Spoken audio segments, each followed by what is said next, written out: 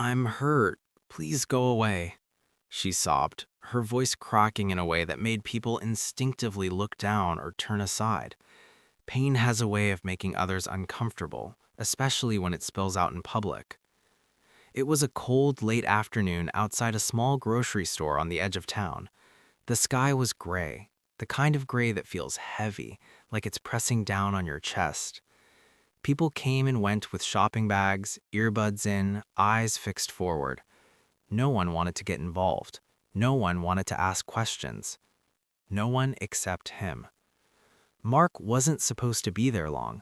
He was a single dad juggling too much already: work deadlines, unpaid bills, and a promise to his 8-year-old son that he'd be home in time to help with a school project. His cart was half full, his mind racing through everything he still had to do. Then he heard her cry.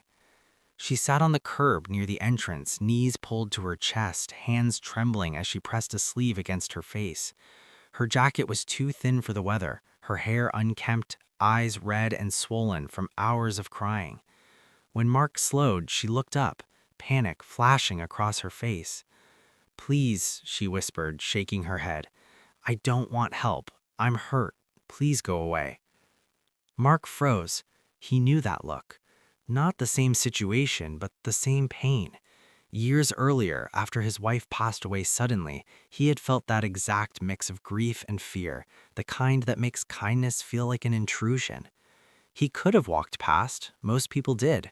He even took a step forward, telling himself it wasn't his place. He didn't know her story. He didn't know how to fix anything. But then he thought of his son. How on the worst nights that little boy would sit beside him silently, not saying a word, just being there. Sometimes presence mattered more than solutions. So Mark didn't leave. He stepped back, giving her space, and sat on the far end of the curb. He didn't speak, he didn't ask questions. He just sat there, his grocery bags beside him, hands resting on his knees. Minutes passed. She glanced at him again, suspicious, then confused. "I told you to go," she said weakly. "I know. I'm not here to bother you. I'm just here." She scoffed, then broke down again. Tears came fast and hard, the kind that steal your breath. Mark looked away, not wanting her to feel watched. He focused on the parking lot, the distant sound of traffic, the hum of normal life continuing as if hers hadn't just fallen apart. Eventually she spoke. "I lost my job this morning," she said, voice barely above a whisper.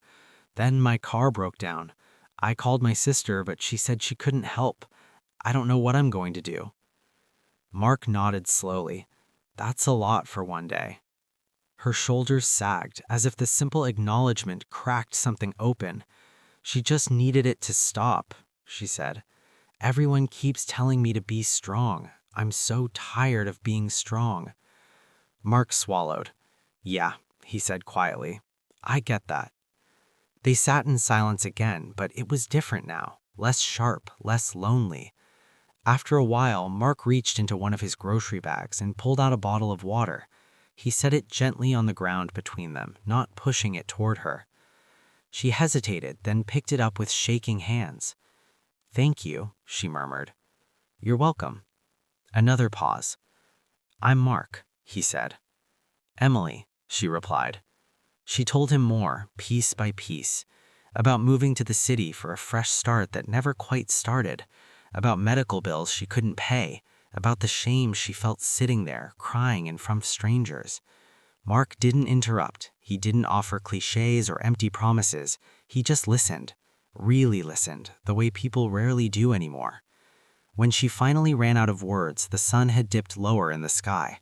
Mark checked his phone. He was late, very late, but for the first time all day, he didn't feel rushed. "I should go," he said carefully, "but before I do, can I help you get somewhere safe tonight?" Emily stiffened. "I don't want charity." "I'm not offering charity," Mark said gently. "I'm offering what I'd want someone to offer my kid if he ever needed it." That stopped her. He explained about his son, about how life hadn't gone the way he planned either, how he'd learned that accepting help didn't make you weak, it made you human. After a long moment, she nodded.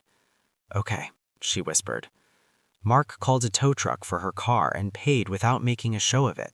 He drove her to a small diner nearby and bought her a warm meal. He didn't sit across from her like an interviewer. He sat beside her like a friend. When it was time to part ways, Emily's eyes filled again, but this time with something softer. I thought today proved that people don't care. I was wrong.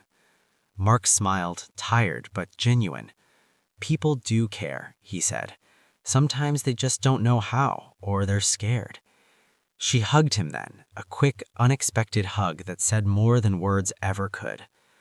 Later that night, as Mark finally walked through his front door, his son ran up to him, paint on his hands, excitement on his face. Mark hugged him tight, breathing him in. "How was your day, Dad?" his son asked. Mark thought of Emily, of the curb, of choosing not to walk away. "It was long," he said softly, "but it mattered." And somewhere across town, a woman who had begged the world to leave her alone went to sleep believing for the first time in a long while that she wasn't invisible and that kindness, even from a stranger, could still change everything.